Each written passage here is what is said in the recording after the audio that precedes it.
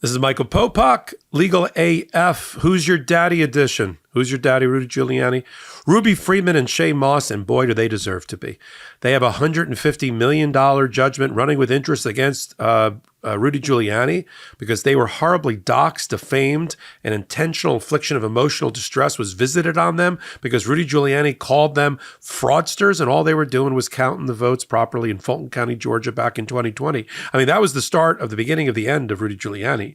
That's why he lost, in part, two of his law licenses, both of his law licenses, and this is why he's on the belly of the balls of his butt related to his finances, because they're owed $150 million, and Rudy's got to come up with the scratch. And we've got a new order from a federal judge today, Judge Liman, that did a few things. First of all, it's telling Rudy Giuliani that everything must go to Ruby Freeman and Shay Moss. And he has appointed, Judge Liman in the Southern District of New York has appointed Freeman and Moss to be the receiver, and a turnover order requiring Rudy Giuliani to turn over an entirety of his assets, and I'm going to go over each one individual, over to Ruby Freeman and Shay Moss in 7 days, and that's it.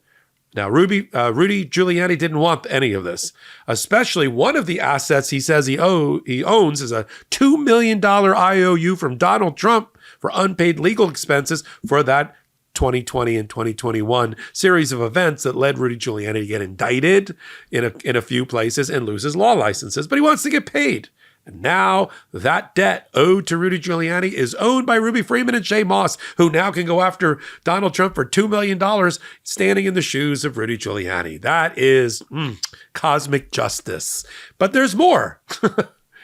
The big fight was Rudy Giuliani tried to pull on the heartstrings of the judge and say, I got a gold watch from my grandfather that used to be owned by my father. I thought I was watching watching a repeat of Pulp Fiction and the famous scene with Christopher Walken and the gold watch. And now the watch is yours. Can't give up my gold watch from my granddad. And I had a lot of sentimental value when I was the mayor and I got all these things for free. And I didn't probably report them on my tax returns, like Yankee memorabilia and Joe DiMaggio's jersey. And I got a Mercedes that used to belong to Lauren Bacall. Look her up. She used to be with Humphrey Bogart. And I don't want to turn that over either. And the judge said, I'll read it to you in a minute in his order. He said, if that was the measure, the test, you have sentimental feelings about your items, nobody would turn over anything. And the debtors would never pay their debts to creditors. No. Nicely. But he said no. There was two things, besides the gold watch from the granddad, there were two things that Rudy Giuliani wanted to desperately hold on to. One was 4 Yankee World Series rings that he got as the mayor of New York. Have you heard that he was the mayor of New York? How could you miss it? Rudy Giuliani can't put a sentence together. It doesn't have, it's like a noun, a verb, 9/11, and I was the mayor of New York. That's every sentence he ever utters. So he got these rings that were gifted to him by the Yankees. Again, check his tax returns, Internal Revenue Service. Did he report any of those gifts? I'm not sure. But in any event, he had his son step forward and file something a couple of weeks ago that said, my dad gave me those rings in 2018. I'm not sure any of that's true. And Andrew Giuliani doesn't have a lot of moral authority for me. You know, he's the guy that was infamously played by Chris Farley on Saturday Night Live as a child. All right. So you've got the fight over the rings, which I'm not sure is covered by you got to turn over all your sports memorabilia, although it may be. I think there's still a fight going on within the court about whether Andrew Giuliani has a legitimate claim of ownership of these rings. If he does, it goes to him. If he doesn't, and I don't think it does, it would go to Ruby Freeman and Shay Moss. I mean, that's just the way it is. Then you have the two major pieces of property that Rudy Giuliani has, besides his dozen watches, which have value, and sports memorabilia. And I got a gift from the president of Italy and the prime minister of France after 9/11. I mean, yeah, they got value. Is the condo in Palm Beach. Now, in Palm Beach, if you are a legitimate resident of Palm Beach, of Florida, a real resident, and there's a test for that, you might get what's called homestead protection, which is a fence that's put around your assets, particularly your homestead, below a certain value that can't be sold because you live there. And that's why a lot of debtors with big judgments live in Florida. That's my little lesson about Florida creditors' rights practice. But it's got to be legitimately your home, not the one in New York, right? And don't worry, I'll be giving out the addresses because it's in the public record for Rudy Giuliani for his home in New York and his home in Florida. So there's a fight over it. The judge says, yeah, we're going to have a hearing at the end of October. I'm going to get to the bottom of who really owns that, if it's Homestead or not. If it's not Homestead, it is going over to Ruby Freeman and Shay Moss. Make no mistake about that. In the meantime, Rudy Giuliani is ordered through his lawyers to preserve the asset. Don't waste the asset. Don't get rid of the asset. Don't do anything to the asset. Don't jeopardize or undermine the value of that asset, and it may not be yours. As to the New York apartment, which is a co-op, meaning Rudy Giuliani owns shares of a corporation that owns the unit. It's a weird New York thing. It's like a condo, but like with a corporation on top of it. Those shares of stock, boom, got to be turned over to 7 days to Ruby Freeman and Shay Moss, who are going to turn around. They could live there. I would love that, by the way, if they lived in New York as a reward for what they've gone through. But they'll probably sell it. And it's worth about, I don't know, I've heard $4 or $5 million. The one in Florida, $3 or $4 million. I mean, that's like $10 million right there. And another million for all the rest of his stuff. So it's not nothing. You know, if they could end up with $10, $12 million for what happened to them, small measure of justice, small measure, but it's something. It's a start. And they can keep collecting against them, including next level after this is go after garnishing his wages. They can try to go after his pension. Pensions are hard because pensions have a certain level of protection, like trusts. But there's still grounds for it. Somebody could argue he should forfeit his pension because he committed crimes, but we'll leave that. If he gets convicted, I think he'll forfeit his pension. But they'll go after whatever his money he's making on these podcasts and these books. Supposedly HarperCollins or some major publishing house is publishing a book about the Biden crime family. I'm sure it's not that interesting anymore now that Joe Biden is riding off into the sunset with Jill. But maybe it is, and they should get all that money until the entirety of their judgment is paid off, which it'll never be paid off. Rudy Giuliani is 80 years old. I bumped into him once at a cigar bar in New York. He looked terrible 4 years ago. I can't imagine what he looks like now. Giant head. He barely could walk. I didn't know who he was. I held the door open for him in the bathroom of, I don't want to mention the hotel, where I was smoking a cigar. And, okay. So he's not long for this planet, and this is not helping. Let me read from Judge Liman's order by page. On the page 1, he says, for the following reasons, defendant Giuliani is ordered under a section of the New York State Creditors' Rights Laws to transfer all personal property specified in a list on the following pages, including cash, jewelry, valuables, the legal claim against Donald Trump for unpaid attorney's fees and his interest in his Madison Avenue co-op, that's his apartment, to a receivership that he's establishing in 7 days. The receivers are, Freeman and Moss. I love that. I love that for so many reasons. The justice of that. The judge just goes on for a number of pages talking about the powers he has. He's a federal judge, but he's applying state creditors' rights laws because this case is brought to him in what's called diversity jurisdiction, which is his jurisdiction as a federal judge over matters between parties of 2 different states, Georgia, New York, and or Florida, and an amount in addition to $75,000. So the lawyers for Ruby Freeman and Shay Moss smartly ran to federal court and got this order with the judge sitting like he's a state court judge, but in federal court, applying state court law and some federal law as well. And this is the opposite of what Rudy Giuliani tried, which is he ran to federal court in New York, in bankruptcy court, right? And he tried to get the judge there to give him bankruptcy protection to avoid paying all of this. And the judge finally said no and found it was bad faith filing and charged Rudy Giuliani with $300,000. Now, it's coming out of the same pot probably, so it really was a hit against Ruby Freeman and Shay Moss, but that's for another time. Now, the judge then, as he gets into the heart and the meat of the order, sometimes I suffer from analysis paralysis, where I keep searching for the perfect restaurant reservation or vacation tour or hot take video topic when good was good enough. Does that sound familiar? Take creating a will or trust, for example. It may feel complicated, but it doesn't need to be. Trust and Will makes creating your will easy, like lounging on the couch easy. Get 10% off at trustandwill.com/legalaf. Trust and Will has taken the scary and complicated out of the trust and will creation process, allowing you over a cup of coffee to make sure that all of your assets and wishes are secure and your family and loved ones are finally protected. The website is super intuitive and easy to use. and you will have a customized trust and or will for your home state after answering some simple questions. For example, my wife and I had to designate a care guardian for our daughter should anything happen to us, and we took care of it with trust and will. Each will or trust is state-specific, legally valid, and customized to your needs, like your care wishes, nomination guardians, final arrangements, living wills, and power of attorney. And one of the best parts? Using trust and will ensures that your family and loved ones avoid lengthy, expensive legal proceedings or the state deciding what happens to your assets. Their simple step-by-step process guides you from start to finish, one question at a time. Save loved ones time and stress by having all your documents in one place with bank-level encryption. And live customer support is available through phone, chat, and email. Trust and Will has an overall rating of excellent and thousands of 5-star reviews on Trustpilot. Let Trust and Will uncomplicate the process for you. Protect what matters most in minutes at trustandwill.com/legalaf and get 10% off plus free shipping. That's 10% off and free shipping at trustandwill.com/legalaf. He starts talking about the Trump campaign fee on page 8. He says the following, that Giuliani, this is on page 8, Giuliani testified under oath at his meeting of creditors in the bankruptcy case, because this is the case in front of Judge Lane I just told you about, that he is owed, quote, about $2 million by either or both of the Trump 2020 presidential campaign and or the Republican National Committee for his work following the 2020 presidential election.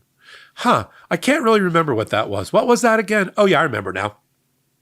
That was the assault against democracy and the insurrectionist lawsuits that were filed to try to cling to power and stop the peaceful transfer of power and topple our democracy, led by Team Crazy, captained by Rudy Giuliani. Now I got it.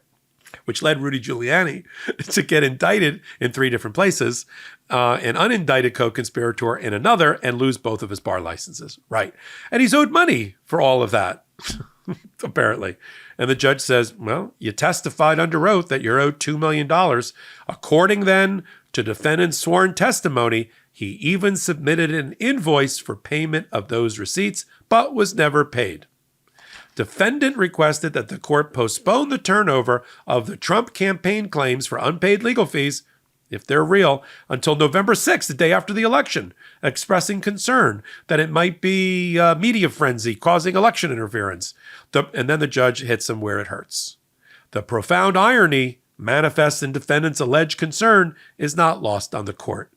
By his own admission, defendant defamed plaintiffs by perpetuating lies about them. Defendant's lies cast unwarranted doubt on the integrity of the ballot counting in Fulton County, Georgia, in the immediate wake of the 2020 presidential election.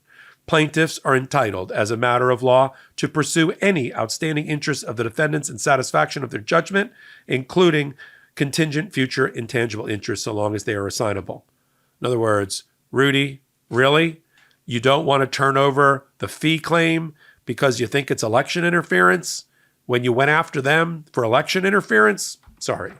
And he goes on page 9, the Judge Liman goes on page 9 to say, the court finds that transfer and receivership is appropriate here as it will allow the plaintiffs to stand in the defendant's shoes with respect to the Trump campaign to pursue the claim. The remedy is particularly appropriate where there is a risk that the assets necessary will be dissipated and where defendants' own incentives to pursue repayment may be limited. Like, we don't trust Rudy Giuliani to go after Donald Trump for $2 million. And since the judge doesn't trust them, it's better to turn it over to a third party, like the creditors, which we know will get collected.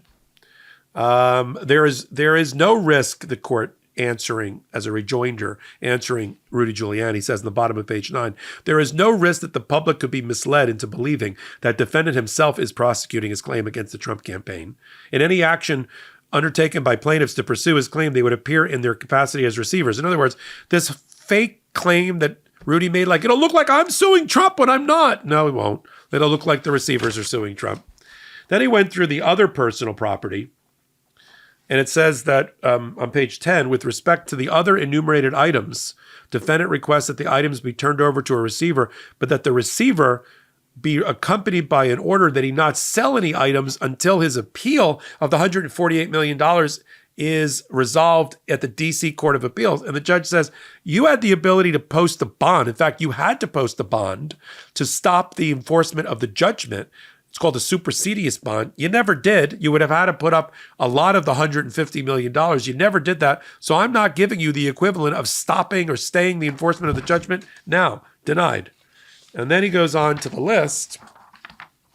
He says on page 12 about the grandfather's watch, he said the only asset that defendant seeks to protect from sale that comes close to being exempt is the watch from his grandfather. He said it's only exempt if it's under $1,000 in value. And he's leaving it apparently plaintiffs in a moment of their own mercy are going to let him keep his watch. No pants, no home, but they'll let him keep that effing watch if it's below $1,000 in value. Other than that, every other watch gets turned over. The judge doesn't care if it's collectible, if it's sentimental. He said, you owe $150 million, and I'm sorry that you're going to lose some of your things. As to the Palm Beach condo, he said, you've claimed that it is homestead protected. I'm not sure that's true. We're going to have a hearing at the end of October 28th. I'll make the decision. In the meantime, if I find that it's not homestead protected, it's going to Freeman and Moss. That'll be the bulk of the money they'll use, $10 or $11 million finally, to pay off some of that judgment. If it's not, and I find it's homestead protected, he's going to make decisions under Florida law here as a federal judge, then you'll get to keep it. But like, he's basically telling Rudy, don't get your hopes up. He says, I'll take no position at the present moment and I'll address them, but I'm going to restrain you, Giuliani, from doing anything to dissipate the value of that asset in the meantime. He then goes through the list of what is subject to the turnover item. And the only question for me is what falls into the category of sports memorabilia. And I'll do a little separate issue on that. But he says the ownership interest in, here's the addresses for those that are interested, 45 East 66th Street, apartment 10W. That's the New York apartment. That goes over. The Palm Beach County unit, which he says he lives in, although it doesn't look like he does. That is at 315 South Lake Drive, apartment 5D in Palm Beach. That may get turned over. And then he goes through the bank account is getting turned over. All the Trump claim, the Mercedes-Benz that Lauren Bacall once owned, Reggie Jackson signed photo, Joe DiMaggio signed jersey. It's about 10 watches of his, including a Rolex, or more watches, probably 15 watches. He likes watches, are all getting turned over. The only thing that I can't make out from the order, to be fair, or the footnotes, is what about the 4 Yankee rings? I know that I said that Andrew Giuliani, that son that got played by Chris Farley in the Saturday Night Live skit years ago, is claiming his ownership of them, that I got turned over to him as a gift in 2018. By the way, I bet you if you pull the tax returns for Rudy Giuliani, IRS, you're not going to see a gift or a value listed because there's a gift limit. And if he gifted it, he needed to list it on his returns. I bet you it's not. And I bet you those rings are going to go to Shay Moss and Ruby Freeman. But it's weird that the judge doesn't mention the rings per se. He did allow Andrew Giuliani to intervene into the case to claim ownership of it. And I think there's a hearing coming up. So for now, I don't think the sports memorabilia is over the rings. Those rings are going to go over, by the way. I think between the tax return issue that I just said and the pictures of Rudy Giuliani wearing all 4 rings after 2018, I think they're going to get sold. And they have value. They could be worth $50,000 to $100,000 a piece because I don't know if you heard, Rudy Giuliani was mayor of New York during 9/11 and got a lot of these things while he was mayor. And I like the best thing I like about this order by Judge Liman, who's super smart and comes from a super smart family. His father is the late Arthur Liman, a very famous, very well-considered lawyer, gentleman's gentleman, white-collar criminal defense lawyer. That's the stock he comes out of. And so we like Judge Liman a lot and think he's really smart in these areas. And the part I like about it is to save money. Every dollar he knows is going to go to Ruby Freeman and Shay Moss. He did not appoint a separate receiver that needed to be paid because professionals get paid out of the estate before it goes over to the creditor. So if you hire a $100,000, $50,000 a month person, they're going to get paid first. So no, we'll make the creditor the receiver. Smart.